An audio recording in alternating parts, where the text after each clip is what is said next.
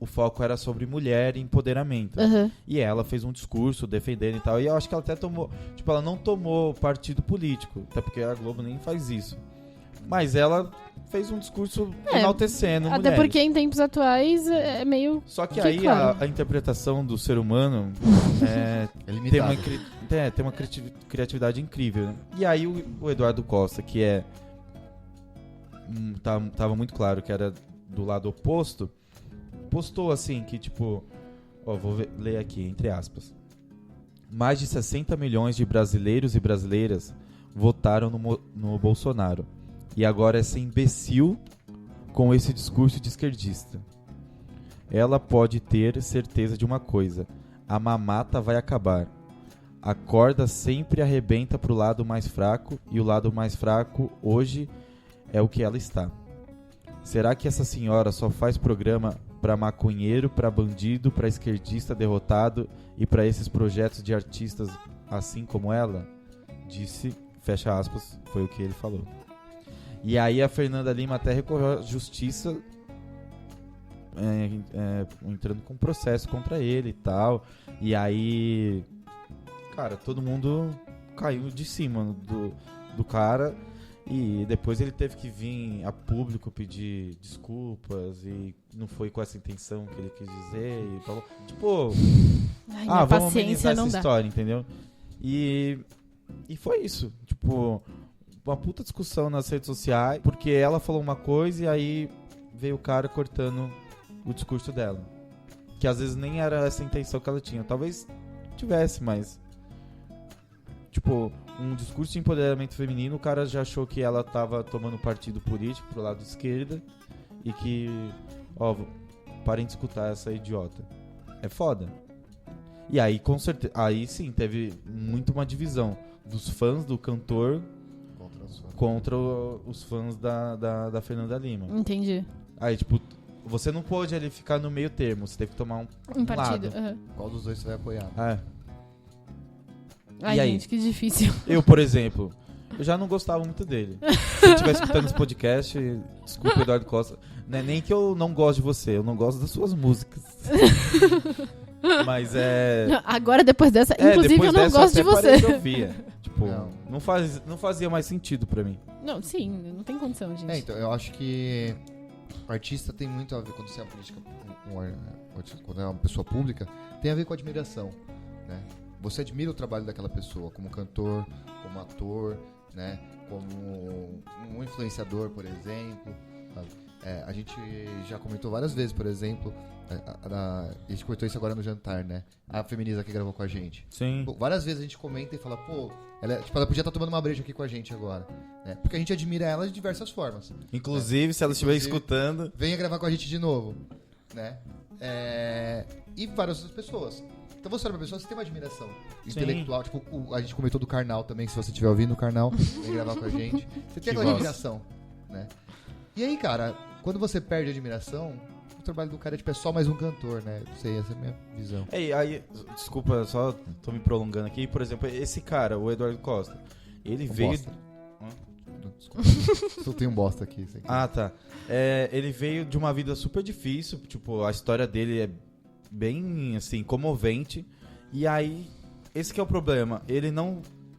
acho que ele não se estruturou...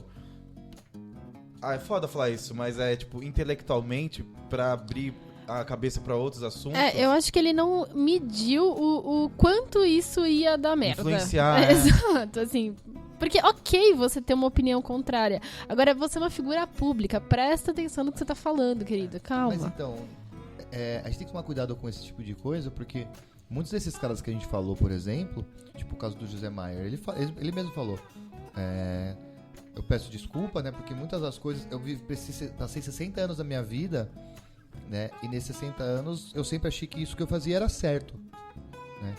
Porque tem a questão do homem ser criado pra ser o pegador, né? Que não é que a menina tá falando não, é que ela tá fazendo charme. E isso assim, tô usando o discurso, né? E aí se a gente...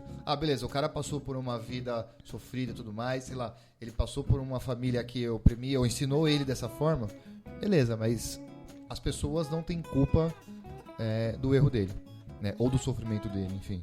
Exato, é isso, né? E beleza, você foi criado dessa forma, você só escutou isso a sua vida inteira. Ok, mas os tempos mudaram, assim, e muita gente tá falando o contrário de tudo isso que você aprendeu. Tem um mínimo de escuta aberta e ativa pra você conseguir mudar e conseguir viver em sociedade muito bem, assim, porque se você ficar, não, mas eu sou assim e eu não vou mudar, me desculpa, meu querido, mas assim, não vai dar, so sorry. Então, mas às vezes a pessoa até tem escuta ativa, mas ela só percebe que aquilo estava errado depois que alguém aponta pra ela. Então, e aí não tô defendendo, né, mas criando situações hipotéticas. Será que em algum momento chegaram pra ele e falaram assim, cara, você tá sendo escroto? Ele, porra, é verdade, eu tô sendo escroto. Quantas vezes será que isso aconteceu? Não sei, não dá pra saber. Porque é assim, e eu não tô defendendo de novo, mas quantas vezes caras desse tipo são confrontados?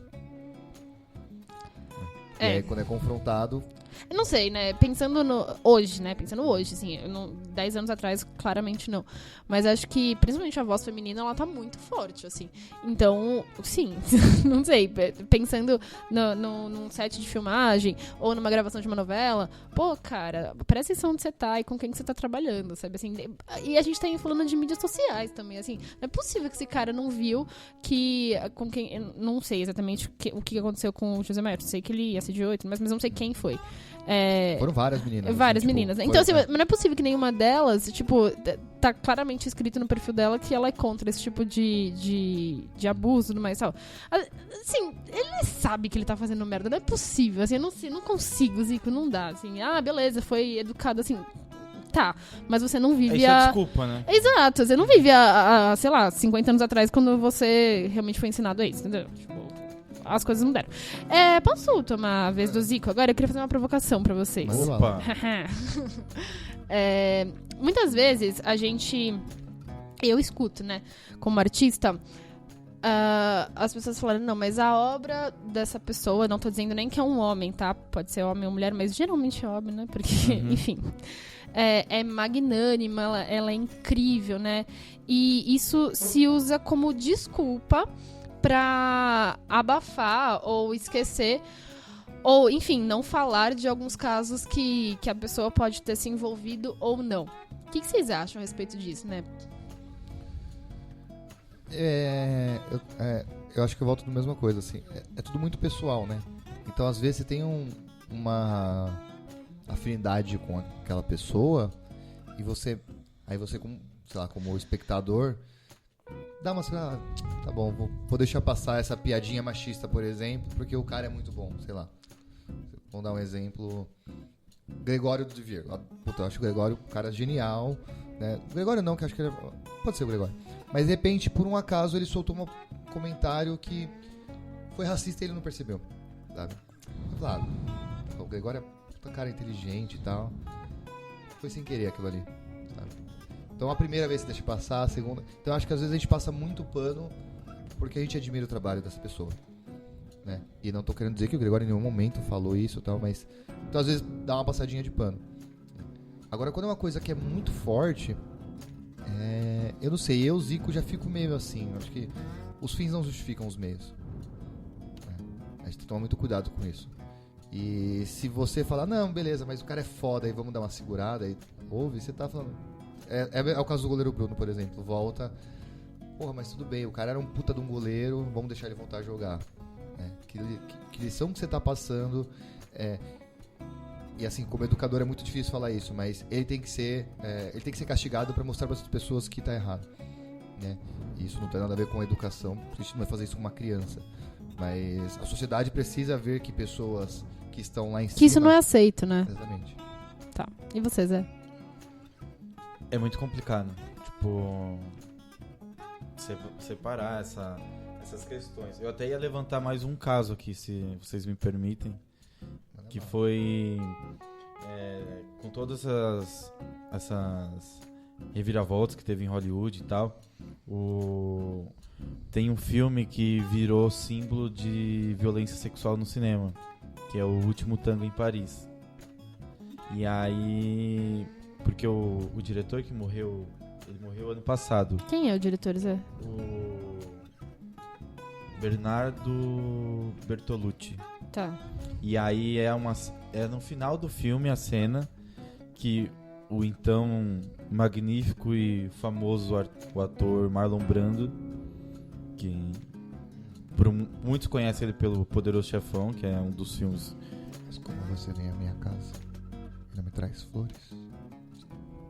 Pois é, pra você ver as referências que o filme dá. Mas o Marlon Brando, ele fez esse filme e aí na última cena tem uma cena de estupro. E a atriz, que na época é a... Pegar o nome dela aqui. Eu lembro disso. A Maria Schneider. Na época que ela gravou o filme, ela tinha 19 anos. É tipo a famosa cena lá que ele abusa dela e tipo mete a manteiga. E nessa cena ela não sabia que ia acontecer isso. E tipo o diretor avisou pro Marlon Brando, você vai fazer isso sem ela saber. Porque pro diretor ele queria pegar a reação da atriz de surpresa, como ela reagiria. E por isso que aquela cena é tão icônica e tipo ficou tão famosa. Porque na verdade a atriz não sabia que aquela violência sexual ia acontecer. E aí, tanto é que a atriz teve vários problemas psicológicos, ela não ficou, né? Tipo, ela não ganhou fama nem nada. Ela teve que se tratar, infelizmente. E o Marlon Brando saiu impune até hoje, assim. E o diretor também, possivelmente. Ele morreu, mas ele era considerado um artista super famoso por fazer filmes maravilhosos. E aí esse é o problema, né? Acho que hoje, com esse poder de voz feminino que tá cada vez mais forte, tá começando a ter essas mudanças e fazendo com que outras pessoas, entre aspas, homens, alguns ainda, consigam abraçar essa causa junto com as mulheres, que eu acho que é o que tem que acontecer. E, tipo, não julgar isso de uma forma que, sei lá, tem que trazer benefício e trazer mudanças. Tipo, coisas que aconteceram não podem voltar a acontecer, porque se continuar acontecendo, acho que nada vai mudar. Sim. Qual a sua opinião como artista como atriz, né? Sobre uma posição de diretor desse jeito? Imagina se fosse você numa peça de teatro, por exemplo, e o diretor tivesse pedido pra... Fosse a situação contrária, você estivesse na posição da atriz. Como que as atrizes que você conhece reagiriam? Então, no meio artístico, infelizmente, isso é muito comum, né? Nossa. Posição de diretores e até diretoras também, né? Mas a gente tá nessa questão do machismo, do patriarcado, que se sentem no direito de fazer o que bem entender com o artista que tá ali, seja ele homem ou mulher, né? É muito complicado, assim. Eu tenho relatos pessoais de abusos psicológicos mesmo de diretor, que é bem complicado, assim. E infelizmente a gente ainda não tem muito pra onde correr, assim, sabe? O que eu fiz foi me retirar do grupo, da companhia, enfim... E denunciar onde me cabia, né? Eu não assisto mais peças dessa companhia, enfim, não divulgo. Foi a forma que eu encontrei de boicotar e de me proteger justamente de ações como essa. Mas muita coisa acontece e é muito complicado, assim, né? Numa utopia, eu tenho muito desejo, né, de uma lei um pouco mais forte em cima disso, né? Se alguma coisa acontecer, algum tipo de assédio psicológico, sexual, enfim, seja ele qual for, enfim, isso não vá pra frente, né, de qualquer forma, né. Um filme desse, que eu não lembro o nome do filme que você falou. Último Tango em Paris. Último Tango em Paris, ele, ao meu ver, devia ter sido proibido, assim, não existisse mais, assim, sabe? Porque, porra, imagina pra família dessa atriz, sabe, como é assistir esse filme e ter ali... filmado, sabe, a cena de um assédio absurdo, assim, sabe? É muito pesado, é muito invasivo, assim. Então, assim, hoje, judicialmente, muito pouco há o que fazer, assim, né? O que a gente tenta, dentro do movimento, é um boicote mesmo, pra conseguir se proteger e se fortalecer. Você falou sobre a questão do... Eu vi um texto aqui da Gazeta Online falando sobre a questão do Kevin Spacey,